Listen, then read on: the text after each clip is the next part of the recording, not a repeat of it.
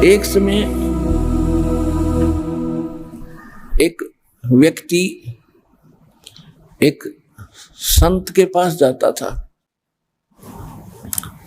और उसका शिष्य भी बन गया था। और वो संत पतले दुबले से रहते थे, कुछ ज्यादा विशेष जैसे फल रखा है वो कम खाया करते और दूध होता था। वो शिष्य जाता था, उसको कहता था कि गुरुजी, जैसे कभी कभी जाता था 10-5 दिन महीने में, कि महाराज जी आप तो बहुत पतले दुबले हो, कुछ खाते पीते नहीं। तो महाराज जी कहने लगा, भाई मेरे को मौत दिखाई दी है बेटा, इसलिए मुझे अच्छा ना लगता। कि महाराज जी कब मृत्यु होगी, कब है आपका यहाँ से जाना होगा? कि अभी तो 40 साल रह रहे हैं। 40 वर्ष रहते हैं, फिर क्यों चिंता करते हो? ले तो एक दिन सब नहीं तो मरना है। तो उसने कई बार ये बातें कह दी। आप साधु संत होकर ऐसे डरते हो? ये तो सभी ने मरना, इससे भी क्या डर। एक दिन क्या हुआ, वो संत कहने लगा कि भाई दिखाइए तेरा हाथ रहे। उसने हाथ देख कर बता दिया कि भाई बेटा तू तो 7 दिन का मेहमान है, 7वें दिन तेरी मृत्यु हो जाएगी बेटा। तो थोड़ा उम्र तेरी तो रहे। कि सचमुच महाराज? कहा भाई कथी, ये तो तेरा लेख बताओ है। जब वह उठ लिया, जाड़ी बंद होगी उसकी, घर आ गया, नोट धीरे धीरे कर कर खाट पर लेट गया, चारपाई पर। घर वाले कहने लगे क्या हो गया? बोल रहे नहीं, बताओ तो क्या हो गया? कि मैं तो 7 दिन का मेहमान हूं। वो कहने लगे कैसे, क्या बात हुई? कि महाराज जी ने बताया है। और वो संत के काफी प्रसिद्धि थी कि वो जो कहते सच्ची होती है। तो सारे घर वाले भी रोन पीटन लग गए और रिश्तेदार मिलने के लिए आने लग गए। 7 दिन में सूख का काटा हो गया, ना कि मैं खाया जा। रोटी खा ले, कोई ना खाई जाती, मुश्किल से एक टूक खावा तो लौट जा, जब मैं 7वें दिन मरूंगा। अब महात्मा फिर पहुंचे 7वें दिन, जब अंतिम दिन गणे था, आज तो क्या बात, क्यों सूख लिया, कति खाना पीना पे छूट गया, उमर लिए होता है। महात्मा जी गए, सब गांव घर वाले भी कहने लगे महाराज बड़ी अच्छी बात होगी, आप भी आगे, अंतिम समय आपके दर्शन कर लेगा आपका भगत। ये तो बहुत बुरी बनी, इसके साथ छोटे छोटे बच्चे, अब क्या होगा? गुरुजी आए, लोटा लोटा देखे, अगर बेटा बहुत कमजोर हो गया तू चाहे। महाराज जी बोले बेटा बहुत कमजोर हो गया कि मैं खाता पीता नहीं जी, कुछ भी ना अच्छा लगता, कुछ भी ना लगता, मन तो सब पराया पराया दिखे, अपना महसूस नहीं हो रहा। तो संत बैठ के उसने कहा बेटा देखो कितना समय हो रहा है, आज कब मरेगा तू? आके देख लो जी, देख लो, वैसे देख लो। देख के महाराज जी बोले रे भाई बेटा मेरे तक कैलकुलेशन में गड़बड़ रहेगी। 7 दिन नहीं, ये तो 70 वर्ष की उम्र है, अभी तो 30 वर्ष का बेटा, 40 वर्ष रह रही है। अक्सर से मुझे एक बार फिर देखियो एक बार। कहा बेटा सच्ची है तो 70 साल जीवेगा। जब वह उठ गया और बैठ गया, जो महाराज जी बोले बेटा तूने खाया पिया क्यों नहीं 7 दिन में? महाराज जी 31 जी दिख रहा था, मन तो 7वां दिन दिखा था। तो बेटा मुझे वो जो 40 वर्ष मेरे शेष रहते हैं, वो 40वां दिन मैंने ऐसे दिखा जैसे तने यू भी दिखा। जब तने होगा था किसी ने क्यों, सब ने मरना क्यों डरना ये पेरा पटा कैसे मरते? परमात्मा कहते हैं या दुनिया का जीवन झूठा तुम भूल गए मर जाने नो। और शील संतोष विवेक विचारो और दूर करो जुल्माने नो। ये जो कहर तोल रहे हो, जुल्म कर रहे हो, चोरी मिलावट रिश्वतखोरी, कहते इस पाप ने दूर करो और नेक नीति से जियो, तो इस प्रकार तुम्हारा कल्याण होगा। ये बात बनाना तो नहीं, मैंने कह दिया आपने सुन ली, बड़ी बढ़िया सत्संग सुना, बड़ी अच्छी बात बताई महाराज जी ने, और बकवाद वही करो। कहते ये बातें कहने सुन की नहीं, ये कर पाड़न की है। ये कोई डूब बाट के गीत नहीं कि वैसे रिक्रिएशन करने आते हो आप। हृदय में जगह बन जाना चाहिए, जख्म हो जाना चाहिए इस बात का कि संसार में आप ज्यादा समय नहीं रहो। जैसे एक समय नानक साहब जी के पास श्रद्धालु जाया करते थे और साधु संत उदासीन हो जाते हैं संसार से, जब ज्ञान हो जाता है उदास रहते हैं, क्योंकि संसार में अपना सा कुछ भी नजर नहीं आता। जब ज्ञान हो जाएगा एक औपचारिकता शेष रह जाती है। लेकिन साधु संत किसी से विरोध और कोई नफरत नहीं करते, लेकिन ये अपना सा नहीं लगता। जैसे होटल में रहता ना इंसान, होटल में सारी सुविधाएं होती है, बेड भी, चेयर भी, सोफे भी और सारी टेलीविजन भी लगा हुआ होता है। तो वो उसको पता है कि मेरा नहीं है, जब तक मैं हूं यहां तब तक इससे हमने केवल इसका उपयोग कर सकते हैं।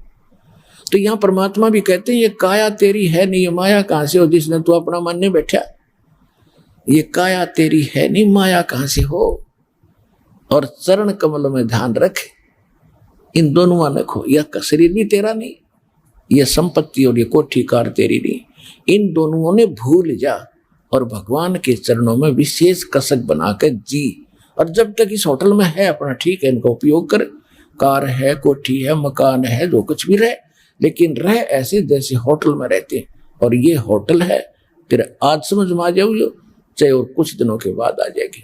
तो तब हम इसको अपना नहीं मान सकते जब होटल नजर आओगा। होटल है ये, लेकिन अभी हमारी भांगना उतरे, इतना अपना लग गया है। लेकिन होटल में से ले जाकर दिखाइए कोई कुर्सी, वहां से जब वह छीन लेंगे फिर बैठ। तो इसी प्रकार कहते हैं अगम निगम को खोज ले बुद्धि विवेक विचार, और उदय अस्त का राज मिले तो वे नाम बिगाड़े। कहते हैं भक्ति बिना क्या होत है, यो भरम रहा संसार। और एक रति कंचन 1 ग्राम सोना स्वर्ण पाया नहीं वो रावण चलती बार। जाते समय रावण कहते सर्व सोने की लंका थी वो रावण से रणधीरम, एक पलक में राज विराजी जम के पड़े जंजीर। इतना सोना था, सोने के महल बना रहा था, चलते समय 1 ग्राम भी सोना रावण नहीं ले जा सका। तो इस प्रकार नानक जी के पास भक्त जाते थे और पूछा करते थे कि महाराज आप तो उदास से रहते, कुछ ही जाते तो नए नए जाते हैं। और कहते थे महाराज आप तो उदास से रहते हो, मायूस से रहते हो, साधु संत फकीरों को भी क्या दुख होता है।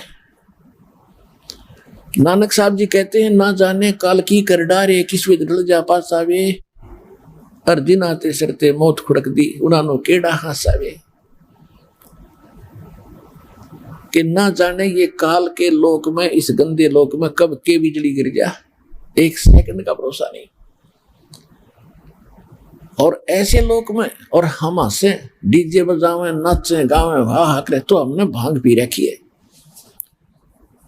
एक लड़के का विवाह हो रहा था, अगले दिन बारात जानी थी। उससे पहले दिन सब नाच रहे हैं, डीजे बजा रहे हैं, बहन भी नाच रही, माँ भी, बाप भी। और अगले दिन वो जो बारात जाने लगी, उस दूल्हे वाली कार टकराएगी एक दूसरी गाड़ी से, टैंकर से।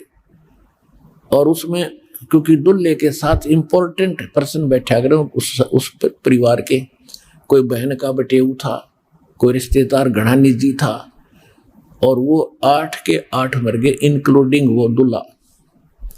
अरे अगले दिन पेपर मारा नो, टक्कर मारे, बाल पाड़े और सिर फोड़े बहन बेटी और सारे। अब चाट दे उस डीजे ने, बजा लो डीजे।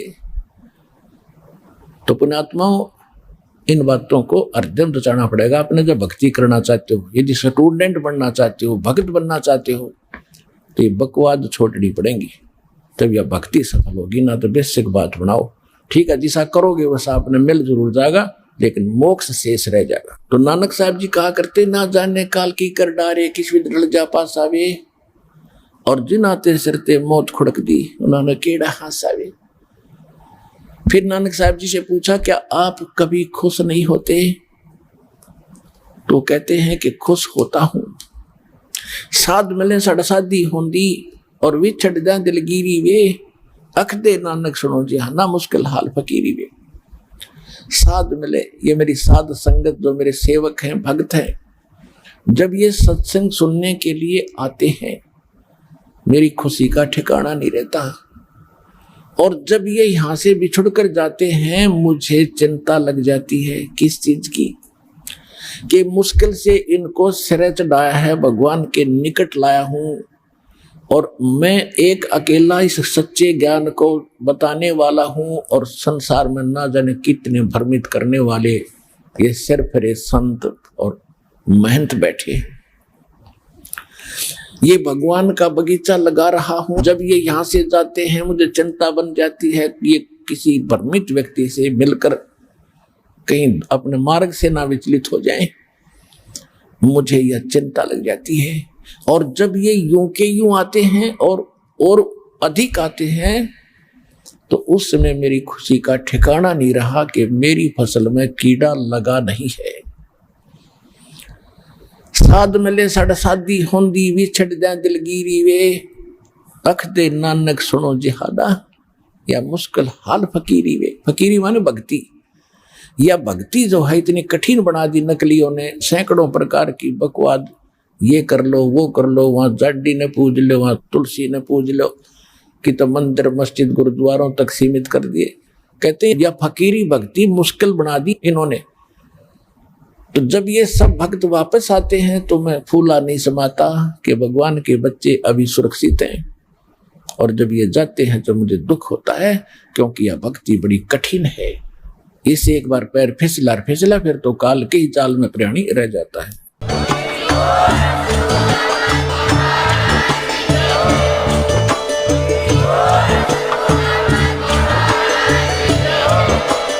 आप सुन रहे थे जगत गुरु तत्वदर्शी संत रामपाल जी महाराज जी के मंगल प्रवचन। अधिक जानकारी के लिए विजिट कीजिए हमारी वेबसाइट www.jagatgururampalji.org।